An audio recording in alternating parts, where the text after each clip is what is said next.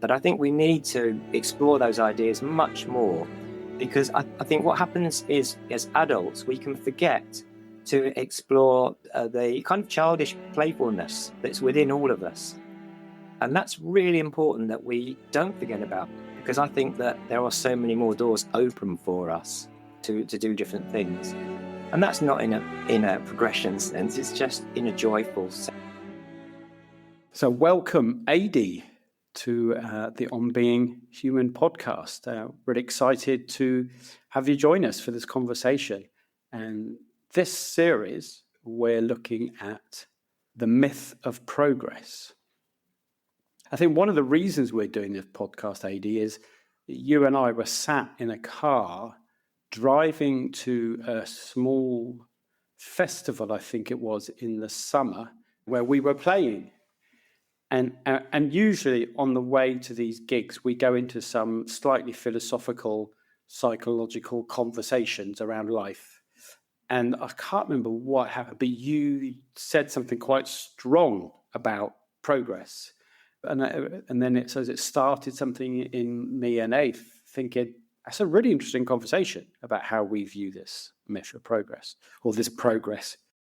So before we launch into a conversation, what I'm going to do is I'm going to read a little bit of an excerpt from a book by Margaret Wheatley called Who Do We Want to Be? So the idea of progress is so ingrained in us high achievers and committed activists that you may be surprised by the word myth, or perhaps you just ignored it. So many of us are motivated to do our best as leaders and good people because we assume that human societies and our species are on an upward evolutionary path, always improving.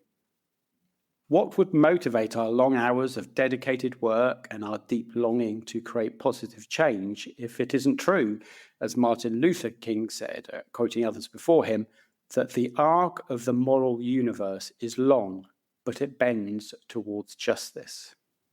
Yet, the idea of progress is a very recent addition to human thought, appearing in the 17th century, reaching full bloom in the 19th century, and then severely challenged by the 20th century's wars that killed more than 100 million people. Progress as a concept or direction does not appear in other cultures or even in Western thought until 300 years ago.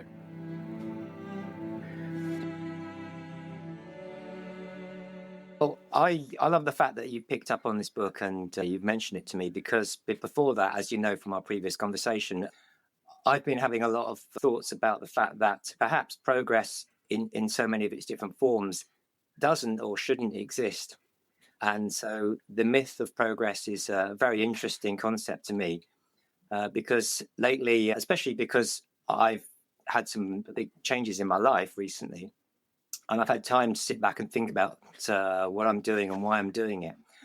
I've thought about the constant drive for progress and whether it is meaningful, whether it is the right thing to do, or whether we should be thinking about existing or just being in a different sense altogether.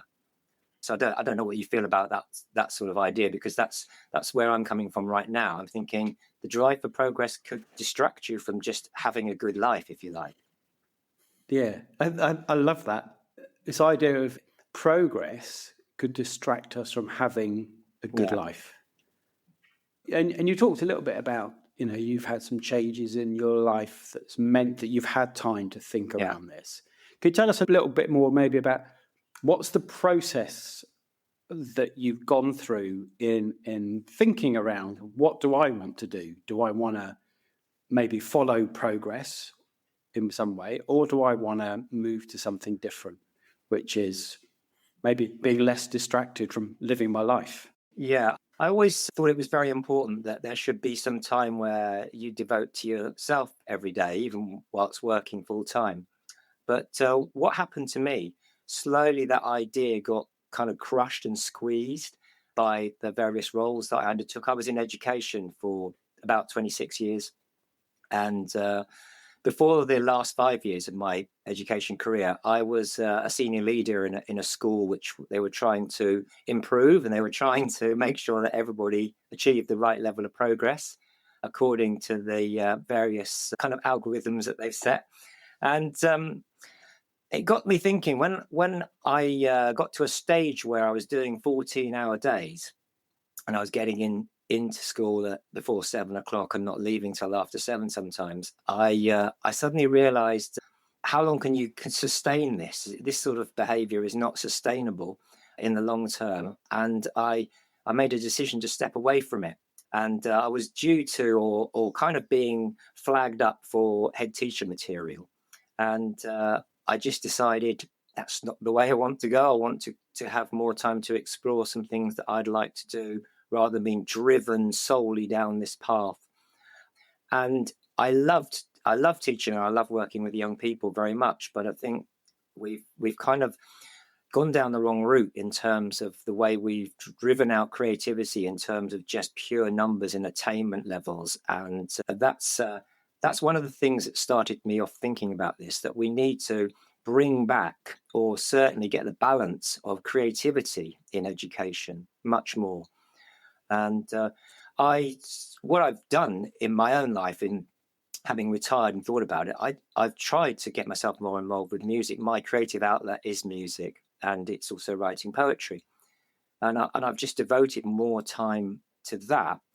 And I don't have I'm not ambitious in that I want to be famous across the country or anything. What I've done is I've taken away the ambitious side of that whole process and just focused on loving being creative and the doing of it, not for any end. If people do like it, that's fantastic, but that's not the end for me. The end is the process in itself, and just being and doing it. Can I jump in with a question? So when I'm listening to you, and I'm trying to put myself maybe in the shoes of some of our listeners as well, I can imagine that one of the challenges that people experience when they're, in the rat race still of this driven sort of path and this progression, is the risk of stepping out would also mean something around my economic stability, my ability to sustain myself. And so I'm curious, Adie, for you, did you experience any challenges when you made that transition? And what were they? What were some of the things maybe that you went through as you transitioned from this career path essentially to much more your life path? It makes me feel slightly guilty, because I had the means to be able to do it, and not everybody does because of economic circumstances. I think there are still things that we could do about that as societies in order to make it easier for people. But I was very lucky because I made a conscious decision to taper towards my retirement from education. I don't like the word retirement. It sounds to me like giving up on something and winding down. I feel I'm doing the opposite. I feel energized. But what I did was I taped my education by becoming just an ordinary teacher working part-time in a school which was very close to my home, which just gave me more time to transition and spend more time working on the things that I knew I was going to be doing once I stopped teaching altogether. And I also, in order to ensure that happened, when I finished teaching, I didn't save any of my resources. I let them be deleted at school. The temptation to copy them onto a hard drive and save them was great, but no, I didn't do that. And that was kind of making sure that the break was final and complete, and it helped me to just concentrate on what I wanted to do. And interestingly, your question about economic circumstances is important, because I had a slight lifestyle change because after 3 years of proper retirement, you might say, where I was choosing what to do every day and being creative whenever I liked, I've had to financially, because of the changes, in the national and international circumstances, I've had to go and do some more part-time work. But I've decided to do part-time work which suits me. I do a lot of gardening, and I also do some basic admin work, which is very different to what I used to do. But it just allows me to to maintain my financial situation, so I don't have to work full time, but I can do that. So I'm very lucky, and I understand your point, but I also understand that needs must, and I'm balancing my time. In a way, it's making me focus much more greatly on those moments that I have to be creative, and they're like little pocket gems, if you like, and they explode when I have that moment, and it's delightful. And I do think you have to have some light and shade. Having been retired for 3 years and had total choice about what I did, it's nice when there's a bit of light and shade, because it makes the moments of creativity even more joyful. There's a couple of things, as you were talking, Adie. There's this little thread that's appearing as I'm listening to you, which is about, and an example would be, you were talking about, I left teaching and I could have saved all my resources. I could put it on a hard drive just in case I wanted to go back to it. Do you know what I mean? On another day. Yeah. And you decided not to do that. So there's this real strong decision to almost burn your bridges in some ways. Yes, yeah, definitely. To use a phrase.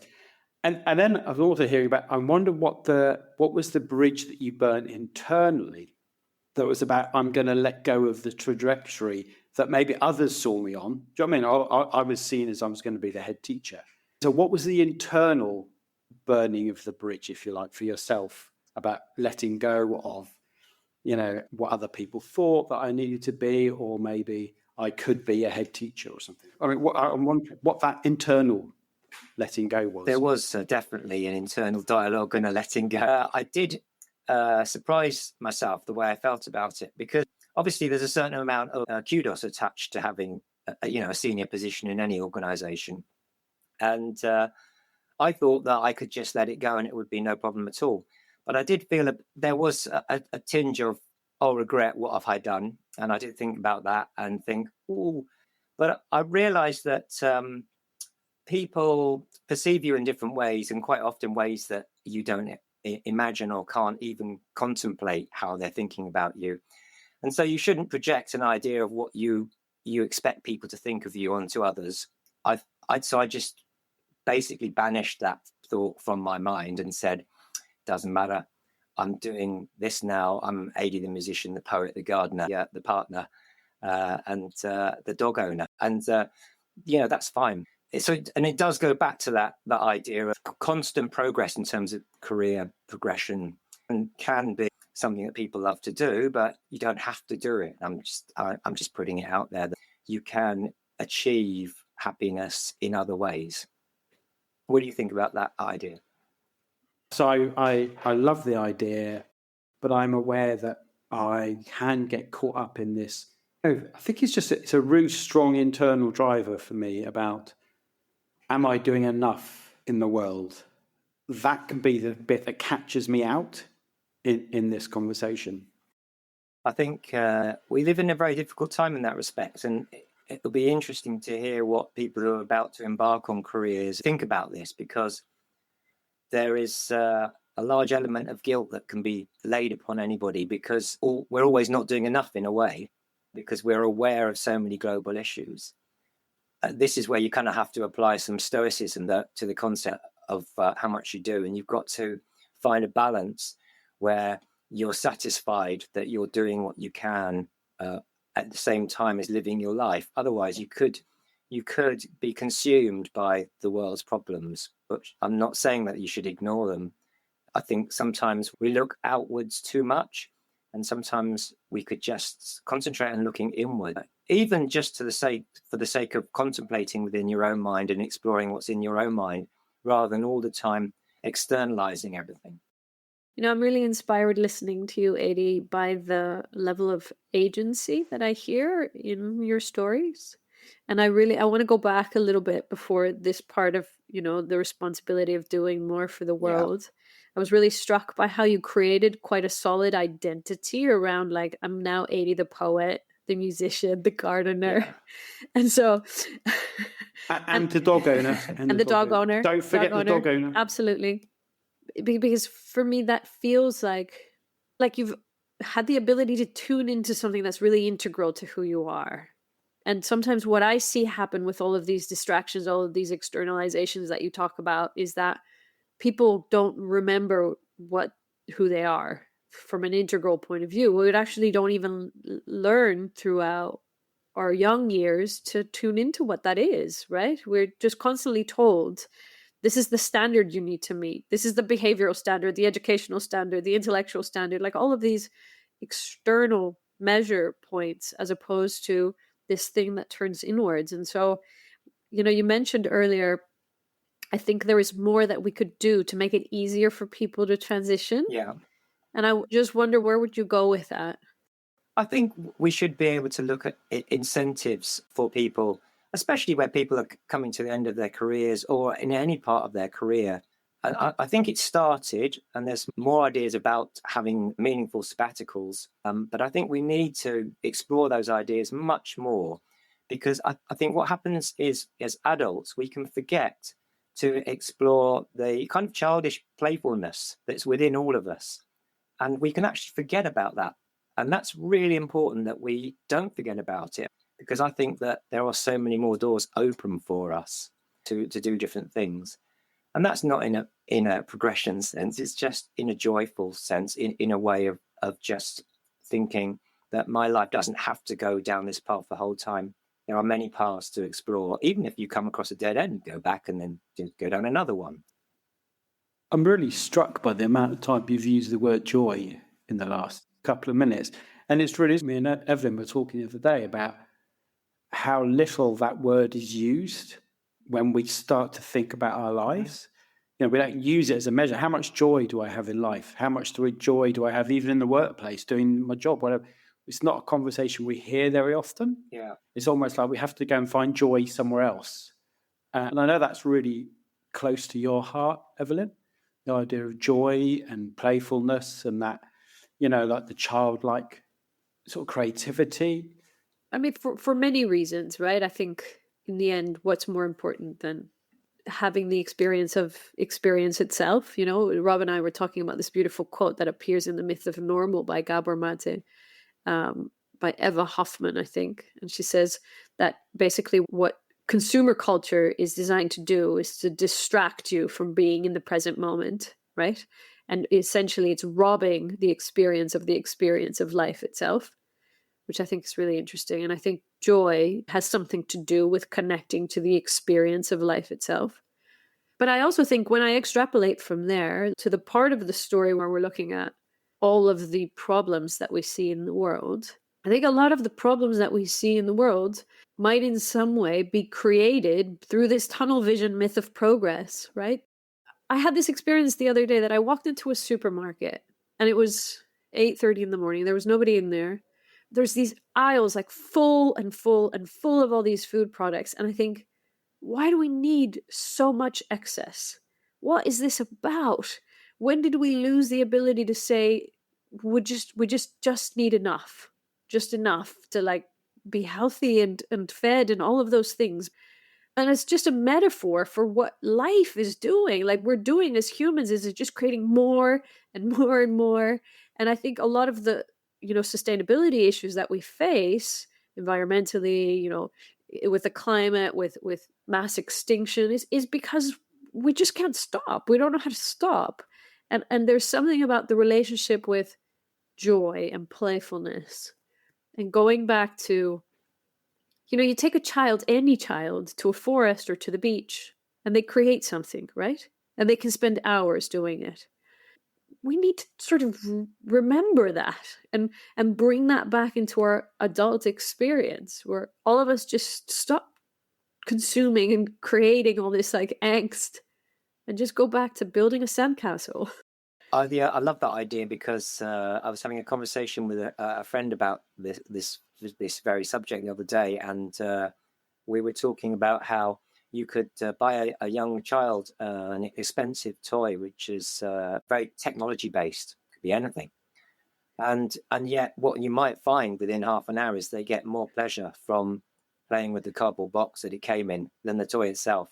And they create a world around the cardboard box. It may be a house, it may be a cave, whatever. But that kind of just emphasizes what you were saying, really, or illustrates it, I suppose.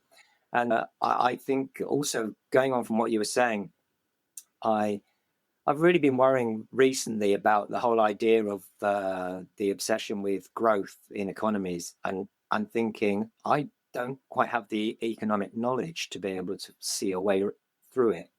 But my instincts inside me, everything is saying, why do we have to have growth to achieve? Why can't we just be sustainable?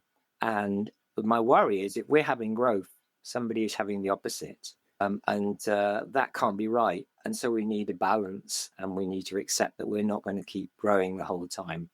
So you've got me all excited, Adie, because that's the twice in the last 2 weeks or the last week I've heard someone say that phrase about if I develop, if I have more, someone else is likely to have less. We just hear the one side about growth and progress. We don't hear anything about what's the consequence for others of us just having that narrative. So maybe let's just carry on a little bit, actually, if you're okay with that. Because it feels like what you're intimating is there's an internal change that needs to happen in us. That means that we start to do something differently externally. What's the change that you think needs to happen in us as human beings, that we move away from this growth at all costs? I think we need to go back to the education again, and think about how we have a conversation with young people from a very early age about what it means to achieve, and to kind of remove the idea of comparing and comparison with others the whole time, because it can be very harmful. And I think we should just focus on what somebody's doing, and praising them for doing, and whatever that might be, and then not thinking about whether they're good or bad at it, but just think that they're doing it, and rewarding that in a way, and celebrating that. Rewarding is probably the wrong word. Celebrating, I think I prefer. I think that would be the start of it. It's a long journey that would need to be embarked upon, but I think it's quite possible to change mindsets and move forward in that way. I don't mean moving forward in a progressive way. I know for adults it's very hard for people to change their mind, but it does happen, and it can happen. I'm left with a little bit of a question, which is, I wonder why it is that we have people who have really great ideas and interesting ideas about how we need to educate young people, that they're having fun playing music, doing their gardening, walking the dog. And actually what they need to be a politician in some way. I joke about that. But there is something about the wisdom of that you're expressing through living your own life. Yeah, and it only needs one spark for lots of people to suddenly hear a different idea, and then think about it, and then make a decision themselves. So that's what I'm hopeful about. Well, Adie, on that sort of note, just to want to thank you really for bringing your wisdom and your experience of your own relationship with the idea of progress. Yeah, I've enjoyed it very much. Thank you both. Thank you.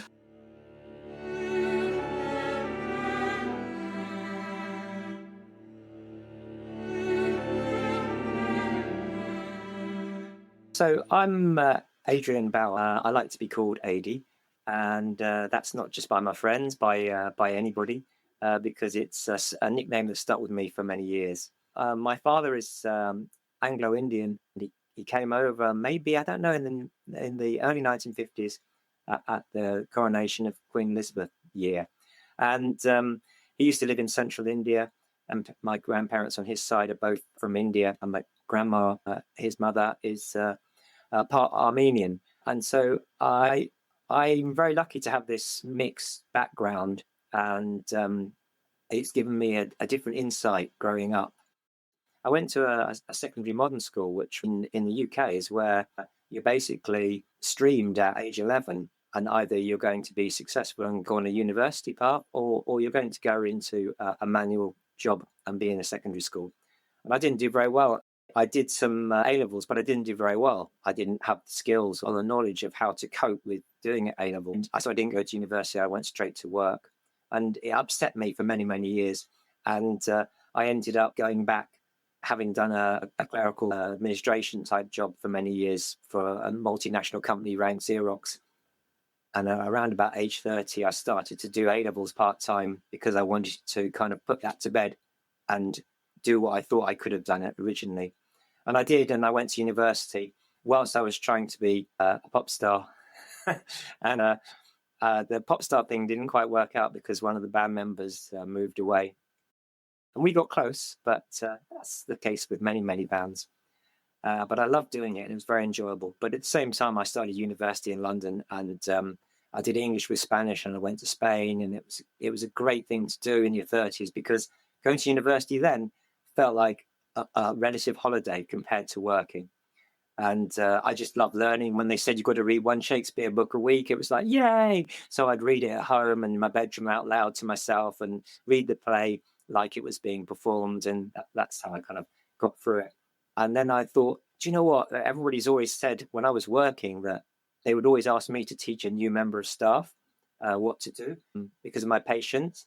And I thought, I've really enjoyed teaching people in the past. Why didn't I just take my love of English and start teaching young people? And I did. And it was something that I just loved doing. And I always maintained that even though it could be really difficult doing that, you can have a laugh every single day. And I did, virtually. That's kind of who I am and what I've done. And there's lots of hobbies that I've done over those times. And I never lost music during those times either. I've always had a love of music, apart from a little 5-year gap. And I'm very, very lucky to have lived with somebody for about 30 odd years now, over 30 years. And recently we got officially, not married, but a civil partnership, because we didn't like the concept of marriage. So we went for a civil partnership. So that's me.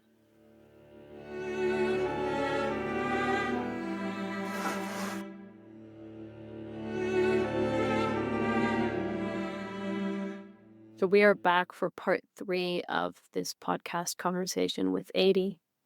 And I was listening to our conversation while riding a bike through the little streets in the Netherlands. And what really captivated me initially while listening was a sense of sadness. And it might sound a bit strange because Adie's quite, it's quite an uplifting conversation, and he's very intentional about his shift from his career in education to what I would describe his life path, as a musician and the gardener and the dog owner. But as I was listening to him in retrospect, I was sort of caught by this feeling of someone like Adie, who's thoughtful, who's really deeply anchored or connected to this inner sense of what would make me happy. And he's quite courageous in the decisions that he's made around that. Has also then decided to exit a place where that could be brought to kids. So I thought, what are we doing that we're creating a system where teachers, role models like Adie are actually leaving the places where our kids could benefit from having such role models? It took me to this idea around how what we measure for certain industries becomes the driving force in this whole idea around progress. So we've created these systems of measurement externally in our worlds. A school is only progressing if they meet criteria X, Y, Z. And these metrics, I would say, are most often not about the intrinsic value of what that system is meant or designed to bring.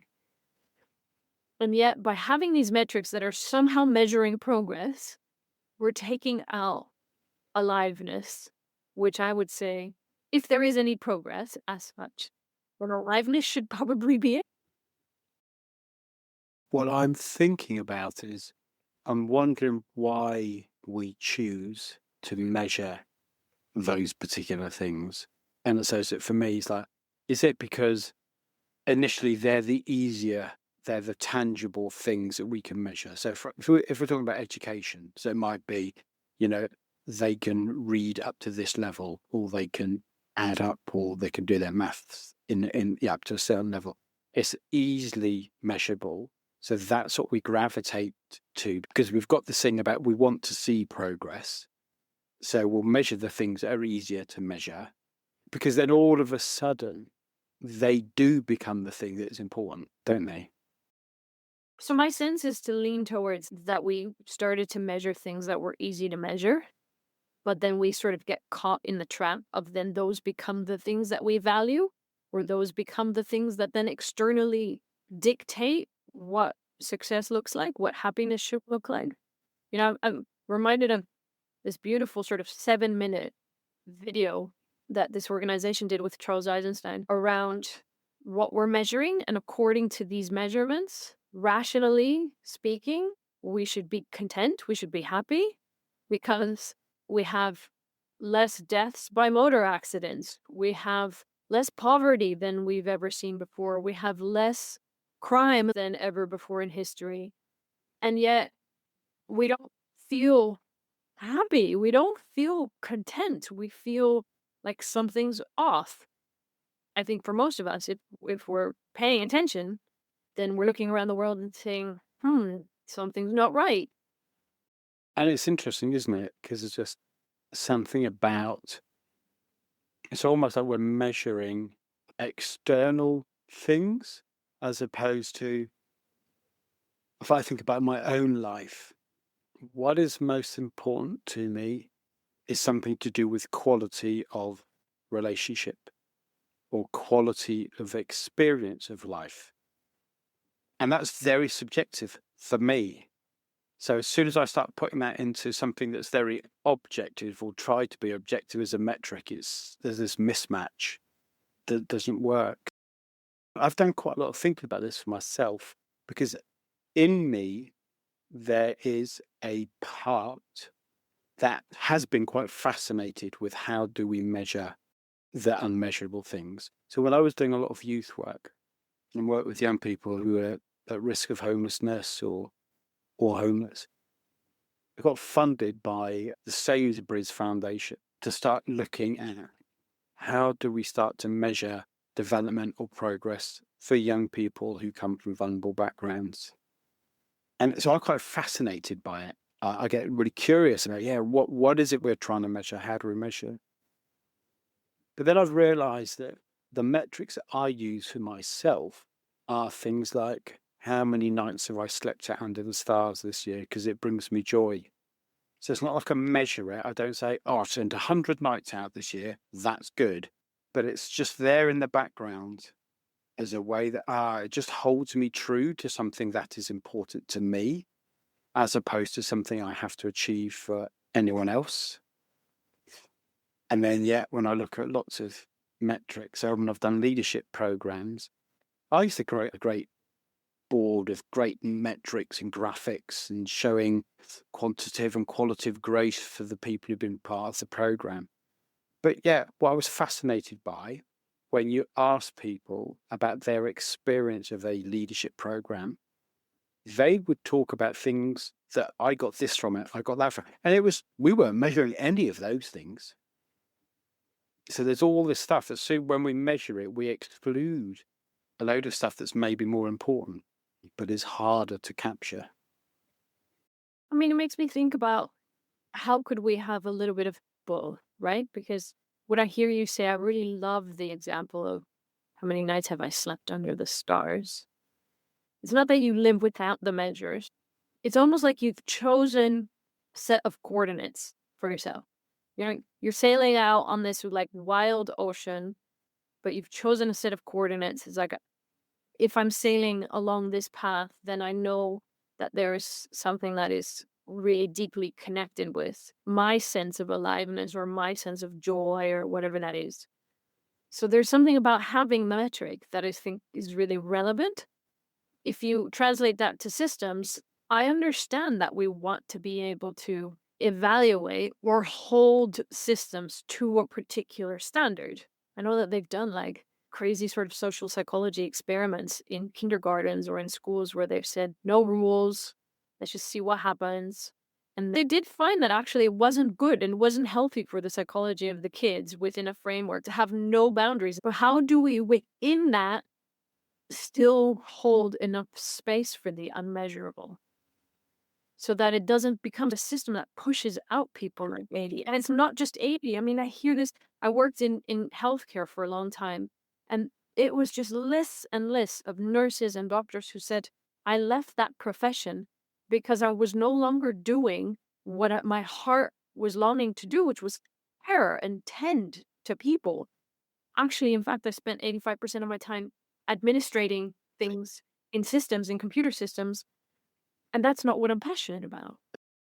I work a lot in education, and I hear that, and when I watch it, I see it drain people of their energy, and they're trying to hold this ground between, I love this work, I love the work with children, I love my role in this, but I'm always having to fight this big system, which is just feels counterproductive in some way.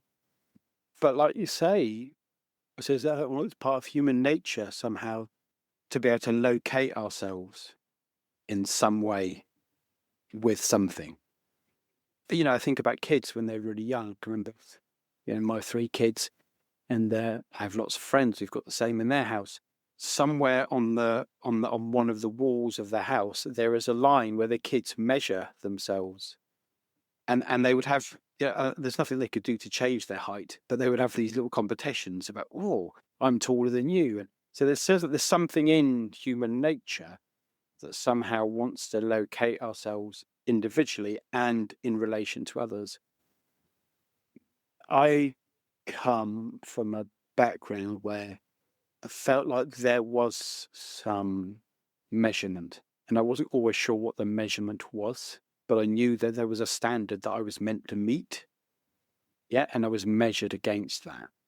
What do you mean? So that would be about behaviors. To be a good Christian, to be a good person, there's a tick box. Do you know what I mean? And I think I lived with that. So I still feel the residue of that. So it's not even in our institutions, it's in our families and it's in our psyche that this stuff starts to happen as well. I think the interesting inquiry, though, for me, the question around values, right? Like we were saying about the school system, what is really the intrinsic sort of things that are valuable about the educational system? Outside of arithmetic scores or reading skills, what is it that we really want kids to be learning at schools? To what extent are those values measurable? I mean, we could also turn it around and say, intrinsically, a school sets a particular set of values, and they are going to live out those values. You have a beautiful example from Margaret Wheatley, I think, that speaks to that. If you want to share. So Margaret Wheatley had this experience.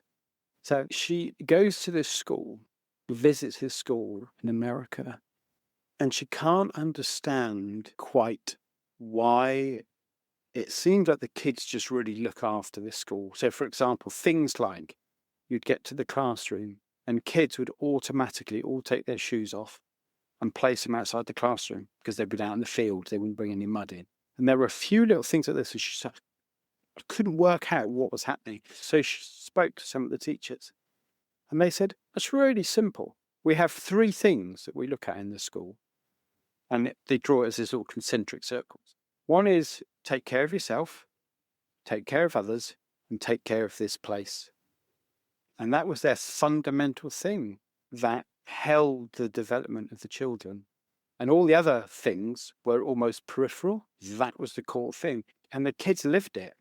They understood it. They were part of it. And I think it's really important, isn't it, about that? How do I become part of and some choice around what I measure or what I'm held accountable to, as opposed to here's something that's imposed? I think there's something very different around that as well. Exactly. I mean, I hear you say, oh, there is this value-based identity. And to circle back to Adie, he sort of created this value-based identity of his creative expression in the world.